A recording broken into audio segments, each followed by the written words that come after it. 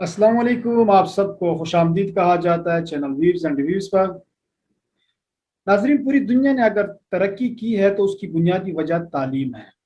और आप पूरी दुनिया पर नज़र रखें तो पूरी दुनिया तालीम पर तहकीकात कर रही है और मुख्तलिफ तजर्बात से कोशिश कर रहे हैं कि अपनी कौम के लिए नई से नई चीज़ ईजाद करके उनको प्रोवाइड कर सकें।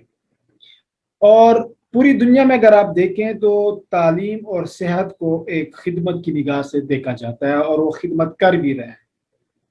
इसी तरह अगर देखा जाए, हमारे जो रोल मॉडल्स हैं, हमारे पैगम्बर्स और हमारे असहाबा, उन्होंने भी विरासत में इल्म को छोड़ा है, दौलत को नहीं। और यही चीज़ जो यूरोपियन कंट्रीज इतनी आगे हो गई हैं, उन्होंने इस चीज़ को कॉपी किया है और उनकी कोशिश होती है तालीम पर और अपने बच्चों को और अपनी आने वाली नस्ल को इल्म छोड़ रहे हैं, दौलत नहीं। अनफॉर्चुनेटली हमारे यहाँ इसका उलट चल रहा है और हमने यूरोप को कॉपी करके या गैर मुस्लिम्स को कॉपी करके दौलत के पीछे पड़ गए, इल्म को हम नहीं छोड़ रहे। और यही उस सोसाइटी की तबाही यहीं से शुरू होती है जो विरासत में दौलत छोड़ने पर तरजीह देते हैं और इल्म को नहीं। हमारे यहाँ चाहे वो तालीमी शोबा हो या सेहत का, दोनों को हम कारोबार समझते हैं और कारोबार करने की कोशिश भी कर रहे हैं और कारोबार कर भी रहे हैं। अब हमारे यहाँ प्राइवेट तालीमी इदारे जितने भी हैं, मैं दावे से कहता हूँ कि 100 में 95% ऐसे हैं जिनका कोई मकसद ही नहीं है कि मेरे बच्चे क्रीम बने और मेरे बच्चे स्टार बने, बल्कि उनको बुनियादी मकसद पैसों के हवाले से होता है। आप पूरे पाकिस्तान में प्राइवेट इदारों में आप बेशक उसकी तहकीकात करें, जिनकी फीसें 5-5, 6-6, 7-7 हज़ार या 10,000 होती, तो उनके असातिज़ा की तनख्वाहें जो होती है वो 30 या 30 प्लस होती हैं। बाकी जो 2-3 हज़ार फीस वाले हैं, उनके असातिज़ा की तनख्वाहें बिलो 10 होती है या अबाउट द 10 होती है। इसका मकसद यही हुआ कि पैसा सिर्फ अपने अकाउंट में जमा कर।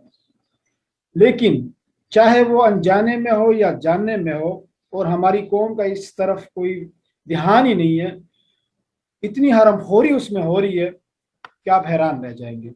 किसी का इस तरफ तवज्जो ही नहीं है। अब जैसे फीस जितने भी प्राइवेट इदारे हैं एडवांस लेते हैं, यानी अगर जुलाई का मंथ स्टार्ट हो रहा है तो आपको वाउचर पकड़ा देते हैं कि ये फीस जमा कर दें। अभी तक सर्विसेज नहीं दिए होते हैं। वो काम उनका ठीक है ताकि एडवांस में पेमेंट, क्योंकि कुछ बाद में देते नहीं है, उसमें कोई इख्तिलाफ नहीं है।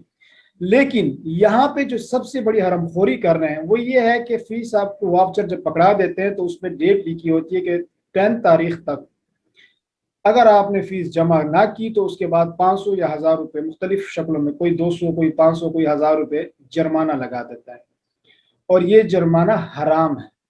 चाहे हमारे यहाँ आप 4 इमाम हैं, इन चारों फिक्कों में, इन चारों उसमें इमामों के उसमें नजरियात में कहीं पे भी ये नहीं मिलता कि इसको जायज़ करार दिया गया हो।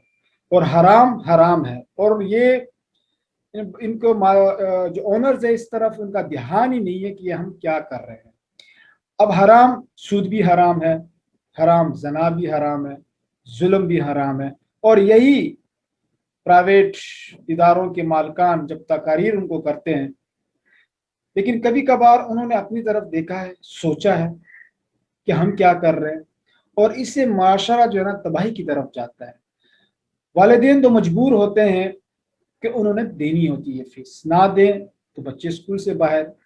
लेकिन मैं सरकार से अपील करता हूं और प्राइवेट इदारों के मालकान से रिक्वेस्ट करता हूं कि खुदा के लिए ये जुर्माना ना लिया करें। ये हराम है। अपने बच्चों को भी आप हराम खिला रहे हैं और ख़ुद भी हराम में पल रहे हैं, जो कि आपके लिए नुकसान दे। और सरकार से भी रिक्वेस्ट करता हूं कि इनको पाबंद किया जाए कि इनसे फीसें इस तरह वसूल फीसों की शक्ल में जुर्माने ना लें।